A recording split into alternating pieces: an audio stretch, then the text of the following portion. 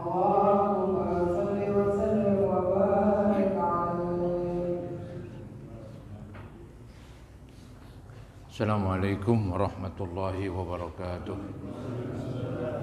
Alhamdulillah wassalatu wassalamu ala asyrafil khalqillah Sayyidina wa maulana Muhammad ibn Abdullah wa ala alihi wa ashabihi wa man tabi'ahu wa nasarahu wa wala wala hawla wala quwata illa billah, amma ba'd. Hadirin jamaah Majlis Ta'lim Masjid Al-Anwar yang saya muliakan, mudah-mudahan kita semua dimuliakan oleh Allah Subhanahu wa taala. Yang terhormat para pengurus masjid serta para tokoh masyarakat dan para hujjaj dan remaja sekalian. Dengan mengucapkan syukur alhamdulillah, malam hari ini kita dipertemukan kembali untuk sesuatu yang mulia, yaitu dalam suasana pengajian. Mudah-mudahan Allah Subhanahu wa taala tidak menyia-nyiakan kehadiran kita. Semoga dibalas dengan balasan pahala yang sebesar-besarnya, dan semoga Allah ampuni kekurangan, kesalahan dan dosa-dosa kita, dan semoga terus dibukakan pintu hati dan pintu ilmu yang seluas-luasnya. Amin ya rabbal alamin. Malam hari ini giliran kitab Nasoih, yaitu halaman 3 ya. Halaman 3 nih nampaknya kalau nggak salah baris ke-14. Halaman 3 baris ke-14. Wa min dzalika gitu. Wa min dzalika al-makhraju minasyada'id war rizqu min haitsu la yahtasib wal yusru wa 'idhamul ajr. Saudara, ini menerangkan lanjutan tentang kelebihan dan keutamaan yang Allah berikan dengan sebab bertakwa ya. Jadi dengan bersebab bertakwa ini, maka Allah berikan kepada orang tersebut beberapa kelebihan dan keistimewaan. Nanti akan diterangkan ya bahwa takwa itu, itu bukan sebatas kerjaan lahiriah, juga kerjaan batiniah. Artinya di samping secara lahiriahnya anggotanya baik ya, juga secara batin hatinya juga baik. Ini yang repot ya. Lahiriahnya dia menjauhkan dari perbuatan yang buruk, batiniahnya meninggalkan sifat-sifat yang tercela, baru dah dikatakan bertakwa ya. Nah, kalau sudah bertakwa, Allah akan berikan pemberian-pemberian darinya ya. Di antaranya Allah akan ya membuat semacam penjagaan ya, penjagaan bagi orang yang bertakwa ya. Kemudian ya, dengan bertakwa Allah berikan dia ada petunjuk yang bisa membedakan antara yang batil dengan yang benar. Ketika dalam keraguan-raguan, orang yang bertakwa itu bisa Allah berikan ilham ya, untuk memilih mana yang terbaik gitu.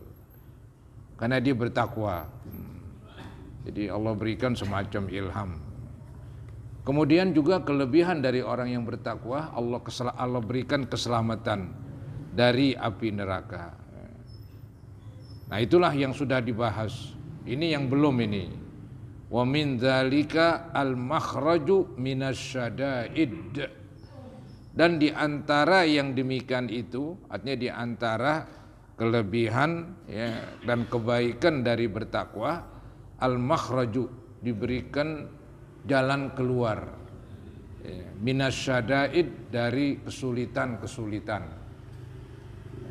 Jadi kesulitan-kesulitan yang dihadapi, nanti Allah kasih dia jalan keluar ya, supaya terlepas dari kesulitan.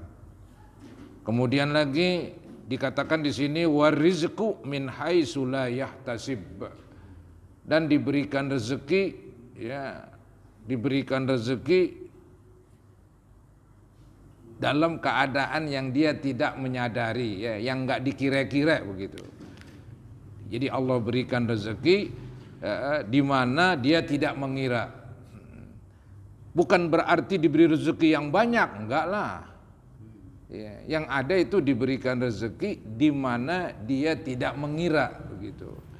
Dikira rezekinya di sini, tahu-tahu ada di tempat lain gitu. Mungkin dengan jalan Allah berikan yang dia nggak sangka. Bukan berarti orang yang bertakwa langsung diberikan kemewahan, kekayaan, kagak itu. Itu nggak ada dalam ayat Quran katanya. Yang ada ini wa may yattaqillah yaj'al lahu makhraja wa yarzuqhu min haitsu la yahtasib. Wa yarzuqhu, dan Allah berikan rezeki min haitsu la yahtasib, dari tempat yang ia tidak mengira. Itu saja. Jadi bukan diberi rezeki banyak jadi orang kaya begitu, ndak ada itu ya. Jadi kalau ada orang melihat orang kaya sederhana, emang Allah nggak janjikan dalam keadaan mewah, ndak. Yang dijanjikan adalah Allah berikan rezeki di tempat yang dia nggak kira-kira begitu, yang dia nggak menyangka. Maka disebut di sini warizqu min haitsu la yahtasib, dan diberikan rezeki dari tempat yang ia tidak mengira. Kemudian dengan sebab bertakwa wal yusru, Allah berikan kemudahan, wa izamul ajri, dan Allah berikan pahala yang besar. Qala Allah Ta'ala, ini ayatnya nih. Ayat dari kesimpulan tadi. Kesimpulan tadi, orang yang bertakwa Allah berikan jalan keluar dari kesulitan, Allah berikan rezeki di mana dia tidak mengetahui, tidak menyangka, Allah berikan kemudahan, dan Allah berikan balasan yang besar. Ayatnya wa may yattaqillaha yaj'al lahu makhraja. Barang siapa yang bertakwa kepada Allah, Allah jadikan baginya jalan keluar. Wa yarzuqhu min haitsu la yahtasib, dan Allah berikan rezeki kepadanya di tempat yang ia tidak terlintas di hatinya, yang nggak dikira-kira, tahu tuh dari situ tuh rezeki. Allah berikannya begitu. Nah itu ayatnya. Kemudian ayat yang menerangkan bahwa Allah berikan kemudahan bagi yang bertakwa. Wa may yattaqillaha yaj'al lahu min amrihi yusra. Wa may yattaqillah, siapa-siapa yang bertakwa kepada Allah, yaj'al lahu, Allah jadikan baginya min amrihi, dari urusannya, yusra, kemudahan. Seandainya kita selalu dalam kesulitan, takwanya perlu dipertanyakan. Tadi kan saya bilang takwa itu bukan saja lahiriah, ya, bukan saja ini anggota kita ibadah, sholat, puasa, zakat, haji misalnya, tapi hatinya punya sifat yang jelek-jelek. Itu yang lebih sulit. Kan lebih sulit memperbaiki hati dari anggota dibandingkan anggota. Ya. Anggota dan tubuh kita mudahlah kita bawa untuk sembahyang, mudah kita bawa untuk berpuasa, mudah kita bawa untuk berhaji, berumrah. Tapi kalau hati kita ini yang sulit banget. Ya, itu memang kadang-kadang yang berat di situ tuh. Ya. Jadi takwa bukan hanya saja dalam perbuatan lahiriah, tapi juga takwa dalam sifat batiniah, sifat yang bagus supaya ada di hati kita, sifat yang jelek supaya disingkirkan, barulah dikatakan bertakwa.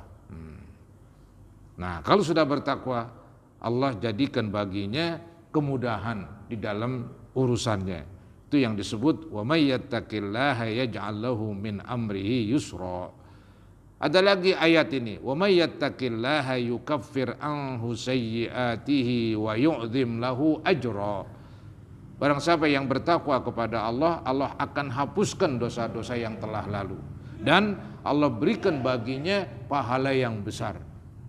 Yang tadi disebut dengan sebab bertakwa Allah berikan pahala yang besar. Ya ini ayatnya nih, wa yu'dhim lahu ajra, dan Allah besarkan baginya pahala. Artinya Allah akan balas perbuatan orang yang bertakwa dengan balasan yang sebesar-besarnya lantaran dia bertakwa. Wa min dzalika, dan di antara faedah bertakwa, al wa'du bil jannah, dijanjiin dengan sorga. Ya, dijanjikan dengan sorga. Lagi siapa lagi yang mau dijanjiin kalau bukan mereka? Masih orang kafir dijanjiin masuk surga. Nggak ada lah itu. Malah kebalikannya itu. Qala ta'ala, ini ayatnya nih. Tilkal jannatul lati nurithu min ibadina man kana taqiyya. Ya, tilkal jannah, itulah surga ya. Allati nurithu, yang kami berikan, yang kami wariskan, yang kami berikan min ibadina, dari hamba-hamba kami. Hamba-hamba Tuhan yang bagaimana nih? Man kana taqiyya, hamba-hamba yang adalah dia bertakwa. Jadi di sini ditonjolkan orang yang bertakwa ya, akan diberikan surga. Kemudian di ayat yang lain ini yang juga menunjukkan orang yang bertakwa dijanjiin surga. Mathalul jannatil lati wa'idal muttaqun. Perumpamaan surga yang dijanjiin buat orang yang bertakwa diumpamain seperti, itu keterangannya panjang. Ya, di antaranya seperti mereka itu nanti di surga akan ada taman mengalir sungai-sungai begitu. Di taman tersebut hasilnya terus menerus, ya, naungannya sejuk begitu. Digambarkan enak aja begitulah. Ya. Nah itu kan gambaran surga. Itu dijanjiin buat siapa? Jawabannya buat yang bertakwa. Ya. Karena kita memang lagi bahas tentang bertakwa ini. Ya. Maka ada ayat mathalul jannatil lati wa'idal muttaqun. Di ayat yang lain wa uzlifatil jannatu lil muttaqin, dan didekatkan surga bagi orang yang bertakwa. Orang yang bertakwa lagi, nanti surga mendekat kepada dia. Di ayat yang lain, innalil muttaqina inda rabbihim jannatin na'im. Sesungguhnya bagi orang-orang yang bertakwa di sisi Tuhannya dia akan mendapatkan surga naim, jannatun naim. Itu dengan bertakwa. Ada lagi ayat, innal muttaqina fi jannati wa naharim fi maq'adi sidqin 'inda malikim muqtadir. Sesungguhnya orang yang bertakwa, innal muttaqin fi jannat. Jannat di sini artiin kebun-kebun. Kita tahu ya kalau rumah ada kebunnya itu udah asik aja itu. Zaman sekarang sulit udah di Jakarta. Jakarta mungkin daerah masih ada itu. Kalau rumah ada kebunnya, kebunnya luas di situ. Ya adem, ya, sejuk jadinya, tenang begitu. Nah, nanti di surga lebih hebat lagi, lebih dari itu. Ini yang disebut innal muttaqina fi jannat, katanya. Sesungguhnya orang-orang yang bertakwa di kebun-kebun, ya. Wa nahar, dan mereka di situ ada sungai-sungai. Jadi kebun ada sungainya, kumplitlah. Ya. Dari sungai-sungai itu ada sungai madu, sungai susu, sungai arak begitu. Nah, dia tinggal minum. Fi maq'adi sidqin, mereka berada di tempat yang tidak ada hiruk pikuk, tidak ada berisik, ya.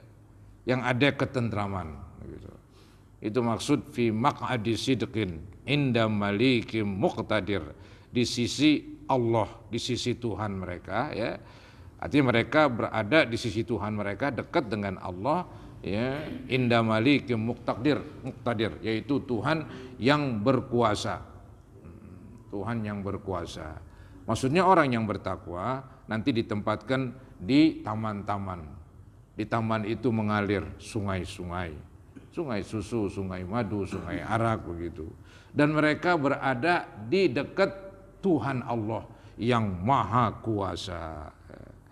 Maliki muqtadir, Tuhan yang jadi raja dan maha kuasa. Walhasil saudara-saudara, bahwa orang yang bertakwa Allah janjiin gak ada yang jelek dah janjinya. Semuanya bagus-bagus begitu. Ada lagi nih, wa min dzalika al-karamatu fid dunya wal akhirah, dan di antara kebaikan yang didapat oleh orang yang bertakwa yaitu karamah, kemuliaan. Fid dunya wal akhirah, di dunia dan di akhirat. Ya, di dunia dimulia, nggak ada yang hinakan dia. Orang baik bagaimana ada yang menghinakan orang baik, saudara-saudara ya. Zahirnya baik, batinnya baik. Ini kan luar biasa. Di dunia orang senang sama yang begitu. Orang muliakan dia. Itu namanya Allah muliakan orang yang bertakwa di dunia. Dan di akhirat dimuliakan lebih mulia lagi. Ya, dikasih surga dan kenikmatannya begitu. Nah, ayatnya inna akramakum indallahi atqakum. Sungguhnya yang paling mulia di antara kamu yang bertakwa. Tuh, bertakwa lagi. Bukan yang punya pangkat tinggi, yang jadi presiden atau yang punya kedudukan mulia di dunia begitu. Enggak lah. Ya. Jangan-jangan di dunia aja udah hina kadang-kadang. Apa contohnya? Ya dulu-dulu dipakai dasi. Ya, kantor pakai dasi, nggak taunya sekarang masuk penjara. Ya mungkin korupsi ketangkep lagi. Yang orang sebut OTT, operasi tangkap tangan. Itu udah hina itu di dunia. Ya. Karena nggak bertakwa. Kalau yang bertakwa nggak mau macam-macam. Ya. Maka dia dimuliakan oleh Allah di dunia. Ntar lebih mulia lagi di akhirat. Jadi mulia itu bukan dengan pangkat, kedudukan, harta, keturunan. Tapi kemuliaan itu dengan bertakwa. Kalau bertakwa semua orang bisa, si miskin bisa bertakwa, si kaya bisa bertakwa. Tapi kalau kemuliaan dengan pangkat ya yang jadi pejabat doang, yang kagak yang nggak mulia kan begitu. Kalau yang mulia orang kaya doang, yang miskin nggak bisa mulia. Oh ini tidak. Siapapun yang ingin mulia bisa, syaratnya bertakwa begitu. Maka disebutlah oleh Syekh Abdul Haddad, faja'alal karamata indahu bittaqwa. Maka Allah jadikan kemuliaan di sisi Allah dengan bertakwa. La bil ansab, bukan dengan keturunan, dengan nasab, dengan garis keturunan. Tidak katanya. Ya, istilahnya kan ada keturunan, ada tanjatan sekalian itu. Enggak ada tuh manfaatnya. Ya. Wala bil amwal, dan juga bertakwa itu bukan ditentukan oleh harta, bukan. Wala bi syai'in akhar, juga tidak dengan sesuatu. Jadi kemuliaan itu bagaimana? Nah, tadi yaitu inna akramakum indallahi atqakum. Yang paling mulia di antara kamu yang paling bertakwa. Siapapun bisa bertakwa. Ya, siapapun bisa bertakwa. Dan itu kasarnya bisa direbut, bisa diperebutkan. Kalau kekayaan bagaimana emang dari sononya? Jabatan ya, emang semuanya jadi pejabat kan nggak mungkin. Ada yang jadi pejabat, ada yang jadi rakyat. Itu susah itu dicari. Tapi kalau takwa itu mudah. Karena nggak ada syarat-syarat, harus keturunan ini, harus punya duit sekian. Nggak ada itu. Harus berbadan sehat, berbadan sakit juga bisa bertakwa. Karena bisa diperebutkan, bisa diusahakan. Maka itulah yang Allah jadikan barometer ukuran kemuliaan seseorang di hadapannya. Jadi kemuliaan seseorang di hadapan Allah bisa diusahakan. Bukan karena tadi itu, karena keturunan, karena harta, karena jabatan, bukan. Tapi dia bisa diusahakan itu takwa. Yang saya katakan melaksanakan perintah Allah, meninggalkan larangannya. Baik perintah yang zahir ataupun perintah yang batin. Meninggalkan larangan zahir, juga meninggalkan larangan batin. Itu saudara-saudara ya. Kemudian wa kam wa'adallahu wa rasuluhu ala taqwa, dan berapa banyak Allah janjiin dan Rasulnya juga menjanjikan berapa banyak itu ya min khairatin wa sa'adat. Berapa banyak Allah dan Rasulnya menjanjikan atas orang yang bertakwa dari kebahagiaan, dari kebaikan-kebaikan dan kebahagiaan-kebahagiaan. Istilahnya banyaklah ya, kebaikan yang Allah berikan kepada yang bertakwa, kebahagiaan yang Allah berikan kepada orang yang bertakwa. Ditambah lagi wa darajatin wa hasanat, berapa banyak kedudukan-kedudukan yang tinggi, berapa banyak kebaikan-kebaikan yang Allah berikan kepada orang yang bertakwa. Wa sholahin wa falah, dan juga orang-orang yang beruntung. Ya, orang-orang yang mendapat kebaikan, orang-orang yang beruntung Allah janjiin tuh kepada orang yang bertakwa. Wa ghanaima wa arbah. Ini juga sama ini, keberuntungan yang Allah berikan kepada tidak lain orang yang bertakwa. Yatulu dzikruha, panjang nih kalau disebutin semuanya katanya. Wa yata'adzaru hasruha, dan tidak mungkin dibatasi saking banyaknya manfaat bertakwa. Ya, sulit disebut ya, karena memang bahasannya panjang gitu, dan sulit dibatasin. Nah, ini ada kalimat syair yang isinya tentang takwa. Wa ma ahsanu ma qila fil ma'na. Alangkah indahnya yang dikatakan ini dalam satu syair. Mayyattaqillaha fadzakal ladzi siqa ilaihil matjarur rabihu. Siapa yang bertakwa kepada Allah, itulah orang-orang yang diberikan kepadanya keuntungan yang gede ini. Al-matjarur rabihu, keuntungan yang besar. Jadi barang siapa yang bertakwa kepada Allah, berarti dialah yang Allah berikan kepadanya keuntungan yang besar. Wa qila aidan, ada lagi dikatakan dalam bentuk syair. Man arafallaha falam tughnihi ma'rifatullahi fadzaka syaki. Jadi man arafallah, siapa-siapa yang sudah mengenal Allah, mengenal makrifat. Ya.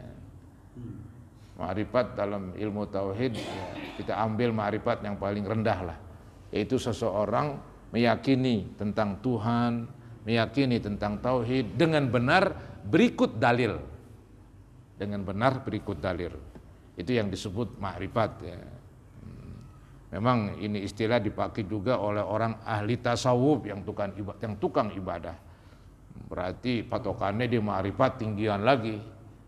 Tapi makrifat yang standar, orang mengenal Allah dengan dalil. Ya. Nah, ada orang udah makrifat, udah mengenal Allah, tahu-tahu dia tidak melaksanakan perintah Allah, yang gak ada gunanya. Dia mengenal Allah, dia bisa membuktikan keberadaan Allah, walaupun dengan akal semata-mata. Yang gak ada gunanya, cuman bisa buktiin doang, ibadahnya kagak. Nah ini dia nih, man arafallaha falam tughnihi. Ya, barang siapa yang mengenal Allah, tapi mengenalnya dia kepada Allah tidak bermanfaat. Ya, falam tughnihi ma'rifatullahi, artinya pengenalan dia kepada Allah tidak bermanfaat. Fadzaka syaki, maka itulah orang-orang yang sengsara. Ya, paling sengsara udah tuh. Ya, dia mengenal Tuhan, dia ngerti, bisa membuktikan lagi Tuhan itu ada begitu. Kan nggak kelihatan, nggak bisa didengar, nggak bisa dilihat, tetap ada. Buktinya demikian. Nah ini udah ma'rifat ini. Benar banget nih omongan. Cuman tetap aja nggak sembahyang, tetap aja nggak puasa. Nah ini yang kacau di sini. Ya. Ini nggak diiringi dengan ibadah. Ini yang salah. Maka disebut man arafallaha falam tughnihi. Barang siapa yang mengenal Allah tapi tidak bermanfaat tuh mengenal kepada Allah ya. Ma'rifatullahi fadzaka syaki. Maka itulah orang-orang yang sengsara. Ma dharra zat ta'ati mana lahu fi ta'atillahi wa madza laqi. Ma dharra, tidak berbahaya zat ta'ah kepada orang yang taat kepada Allah, enggak membahayakan. Mana lahu, apa yang diterimanya. Apapun yang diterimanya, mau nikmat, mau sakit, mau musibah, selama dia bertakwa enggak ada bahayanya sama dia. Itu hebatnya gara-gara takwa. Jadi takwa itu membuat orang jadi reda, ya, reda dari emosionalnya. Dia ngerti agama, dia sabar, dia berubah banyak. Gitu. Maka dibilang enggak berbahaya orang yang taat, yang apabila dia menerima di dalam melaksanakan perintah Allah, menerima hal-hal yang tidak enak begitu. Ma yasna'ul abdu bi'izzil ghina wal izzu kullul izzi lil muttaqi. Apa yang diperbuat oleh si hamba, ma yasna'ul abdu, apa yang diperbuat oleh hamba bi'izzil ghina, untuk memuliakan dengan sebab kekayaan. Wal izzu kullul izzi, kemuliaan dari segala kemuliaan, lil muttaqi, bagi orang yang bertakwa. Jadi ya banyak sekali ini keterangan-keterangan tentang bertakwa. Cuman walaupun kalimatnya pendek, itu pelaksanaannya ya luas. Tadi saya bilang, zahirnya ini melaksanakan perintah, meninggalkan larangan, khususnya perintah wajib. Batinnya begitu juga, meninggalkan yang haram. Batinnya yang buruk-buruk ini ditinggalkan, diganti dengan sifat-sifat yang terpuji. Baru dah dikatakan bertakwa. Ini bukan main, sulit saudara-saudara, nggak gampang itu. Ya paling kita hanya bisa berusaha untuk meningkatkan takwa kita, dengan nuntut ilmu, dengan kita ibadah, maka takwanya akan bertambah terus. Qala ulama ridwanullahu alaihim, berkata para ulama, semoga Allah redha kepada mereka. Apa kata ulama ini? At-taqwa ibaratun an imtisali awamirillahi ta'ala wajtinabi nawahihi zahiran wa batinan. Tuh yang tadi. Para ulama memberikan definisi pengertian takwa. Apa itu takwa? Dibilang at-taqwa, takwa itu ibarah, merupakan ibarat, suatu rangkaian kata-kata an imtisali awamirillahi ta'ala. Jadi takwa itu merupakan ibarat yang di dalamnya itu memerintahkan untuk melaksanakan perintah Allah, wajtinabi nawahihi, dan meninggalkan larangan-larangan Allah. Nah ini nih yang saya bilang, zahiran wa batinan. Itu yang susah tuh, zahiran wa batinan. Saudara, tangan kita ini kita larang, jangan ngambil, gampang, kita tahan begitu. Jangan mukul, tahan bisa. Tapi ini hati kita. Jangan syirik, wah susah. Susah para hadirin. Apalagi nggak kelihatan di penyakit, lebih parah lagi. Mungkin sangkaan kita ada paling benar. Ini yang repot. Sangkaan kita gue udah paling benar dah, hebat gue. Gitu. Nggak taunya di hatinya punya sifat-sifat yang jelek. Emang orang nggak tahu. Orang nggak tahu. Maka dibilang pembangunan jiwa diutamakan daripada pembangunan badan. Bangunlah jiwanya, baru dah bangunlah badannya. Enggak badan duluan baru jiwa. Nah, itu yang terjadi di kita. Jadi pembangunan badan terus menerus, tapi jiwa tidak. Jadi akibatnya ya beginilah. Yang korupsi jalan terus, kekacauan, silih berganti, nggak pernah selesai. Gitu. Jadi kembali kepada kitab. Berkata para ulama, at-taqwa, takwa itu ibaratun an imtisali awamirillahi ta'ala.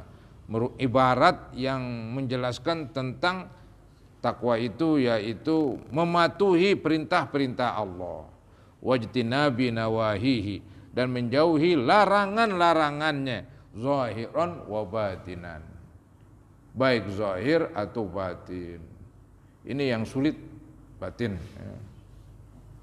Kan ada hadis yang sering didengar itu, innallaha la yanzuru ila ajsamikum wala ila suwarikum.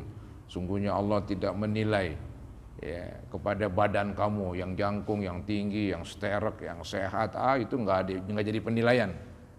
Walakin yanzuru ila qulubikum, tetapi Allah menilai hati kamu. Maka itulah letak penilaian Allah. Bukan pada jasmani, kekekeran badan. Tidak menunjukkan nanti menunjukkan kekar di dalam neraka dia. Angus deh. Nggak sanggup, nggak kuat begitu. Jadi disimpulkan di sini takwa itu yaitu ungkapan yang isinya melaksanakan perintah, meninggalkan larangan, baik zahir atau batin. Ma'astish'arit ta'zim lillah, dengan diikuti perasaan mengagungkan Allah. Jadi takwa itu melaksanakan perintah, diiringi dengan perasaan ketika melaksanakan perintah diiringi dengan perasaan seperti yaitu dia mengagungkan Allah, menghormati Allah. Itu dikatakan ma'istish'arit ta'zim lillah. Ya, jadi ada perasaan di hati mengagungkan Allah. Ya. Biar benar-benar takwanya itu. Jangan takwanya seperti orang munafik. Dia membohongi Tuhan. Masih Tuhan dibohongin, nggak bisa. Maka dalam Al-Quran tuh dibeberin keburukan-keburukan mereka. Tuhan nggak bisa dibohongin. Munafik kerjaannya itu. Jadi kesimpulannya, orang yang bertakwa adalah orang yang mendapat keuntungan besar karena dia melaksanakan perintah dan meninggalkan larangan. Wal haibati wal khasyati. Tadi kan dibilang takwa itu melaksanakan perintah, meninggalkan larangan, perintah zahir, perintah batin, larangan zahir, larangan batin. Di samping ada perasaan menghormati Allah. Wal haibah, perasaan Allah itu penuh wibawa.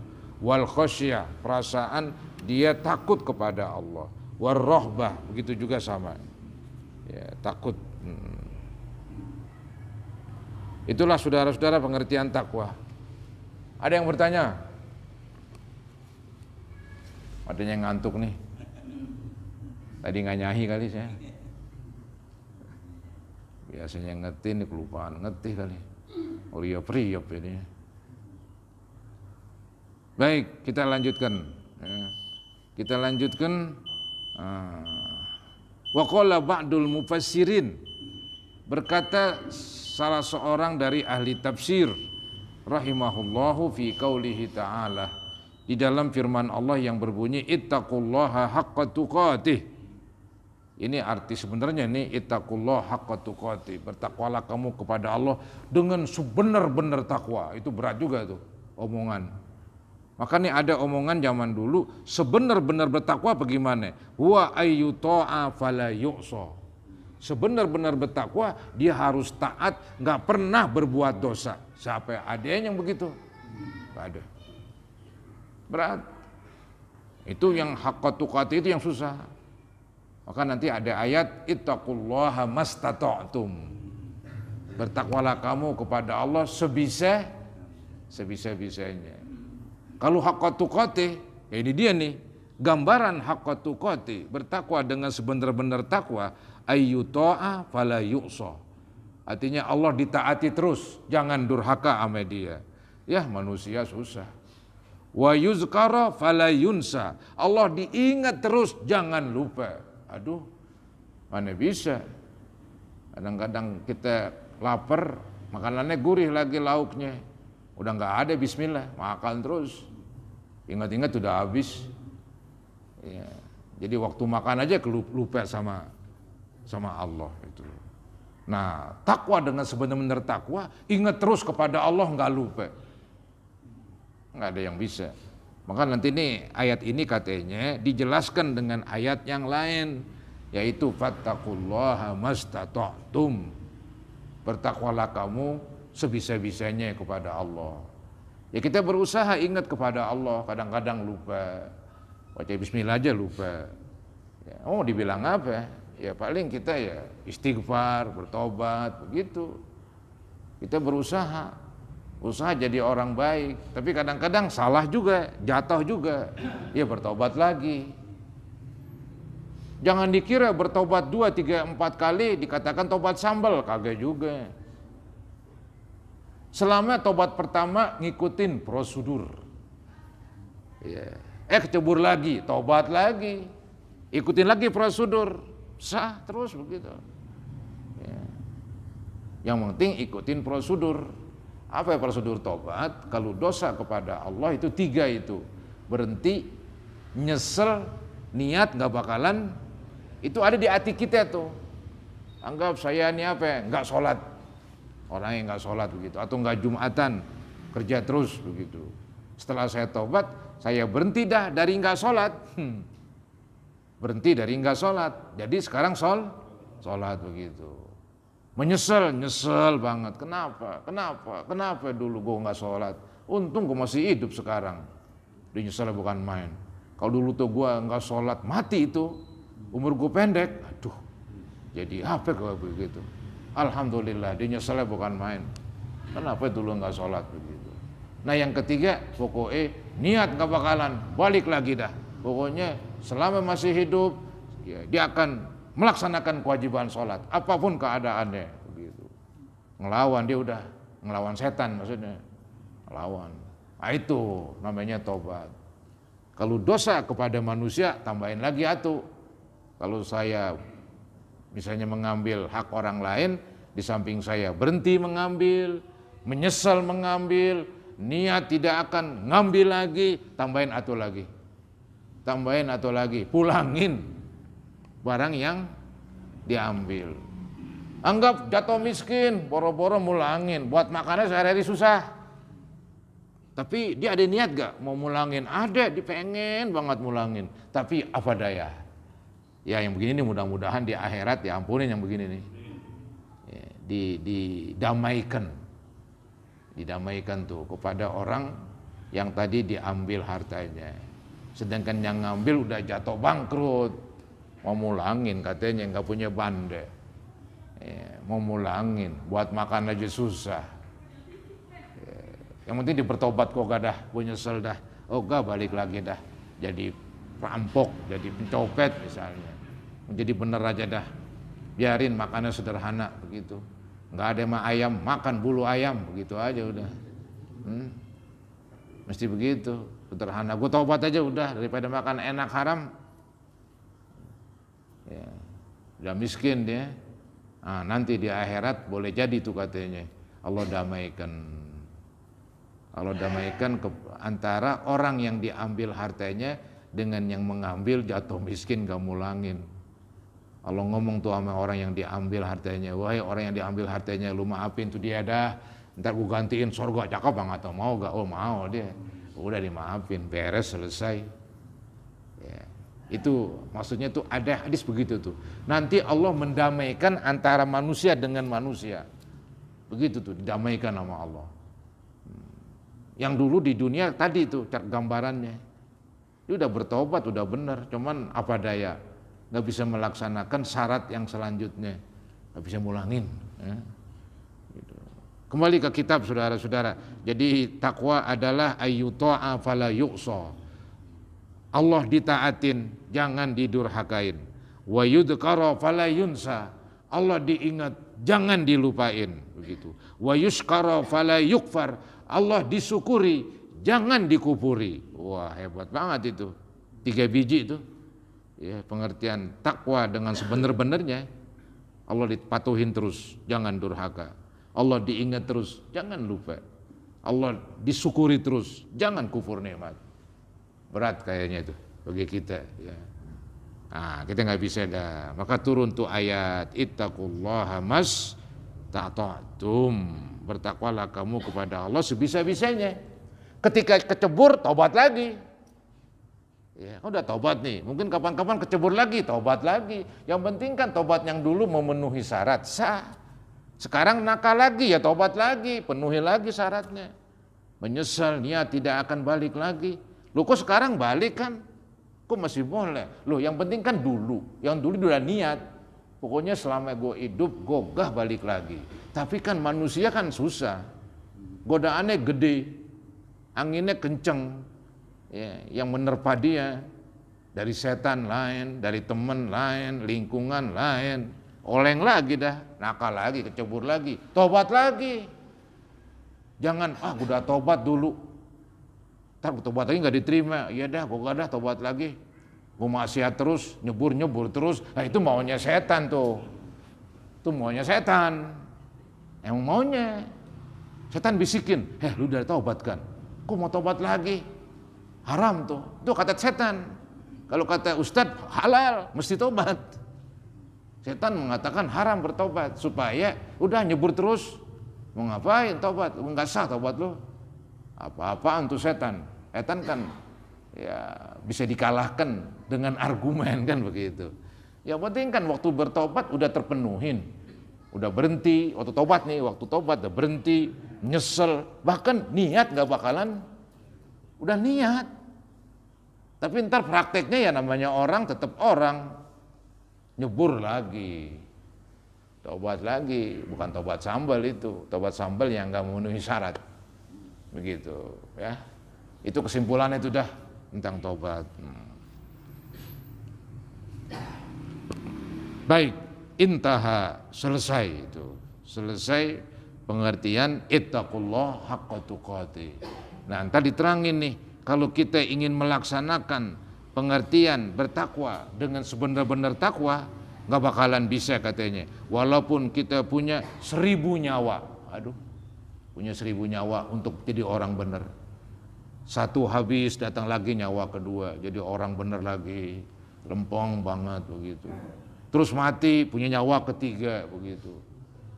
Tetap aja nggak bisa, belum bisa menandingi nikmat Allah.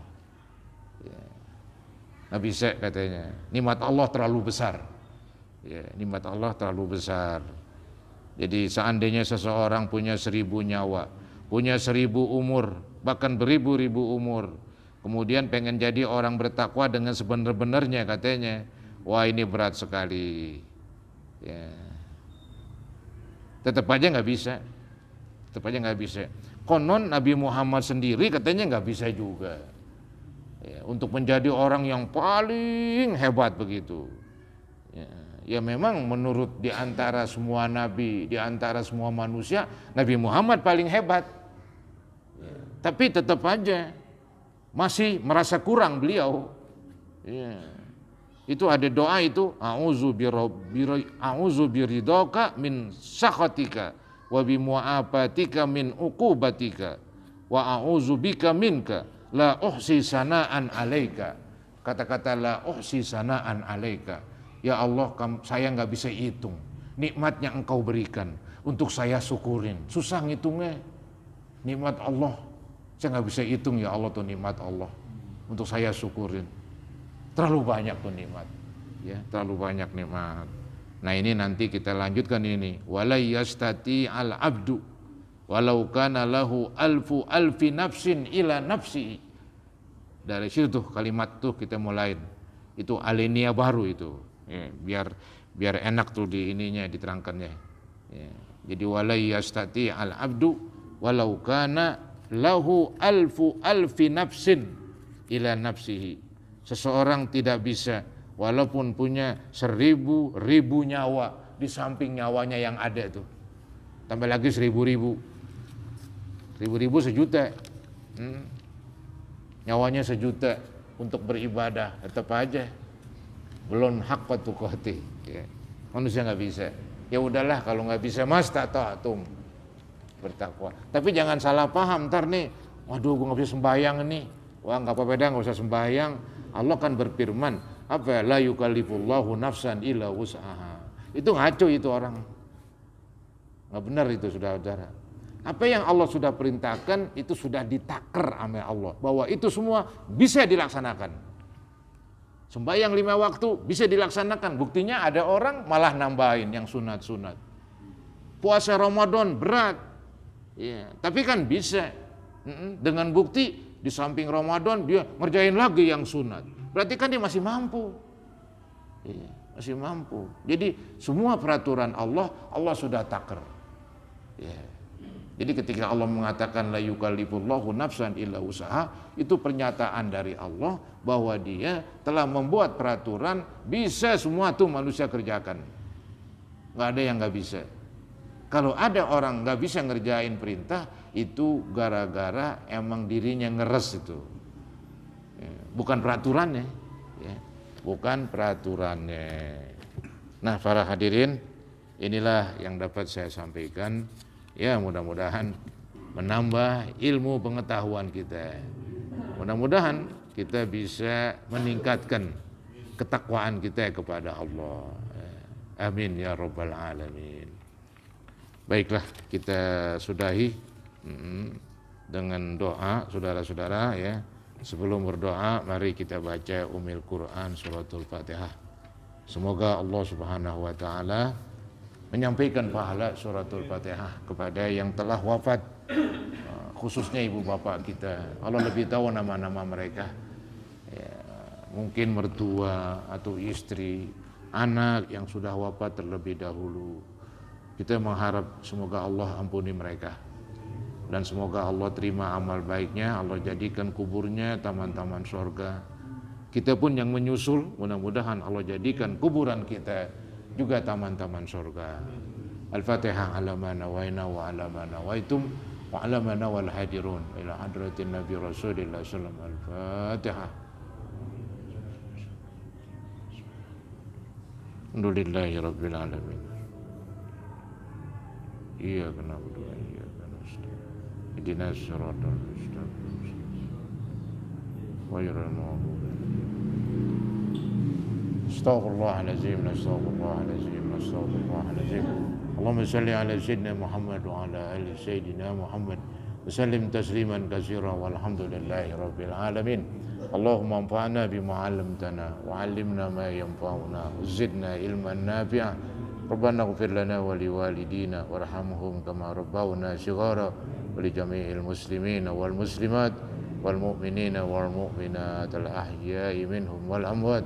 Rabbana taqabbal minna innaka antas samiul alim wa tub alaina innaka antat tawwabur rahim. Rabbana atina fid dunya hasanah wa fil akhirati hasanah wa qina azabannar. Wa sallallahu ala sayyidina Muhammadin wa ala alihi wa sahbihi wa sallam.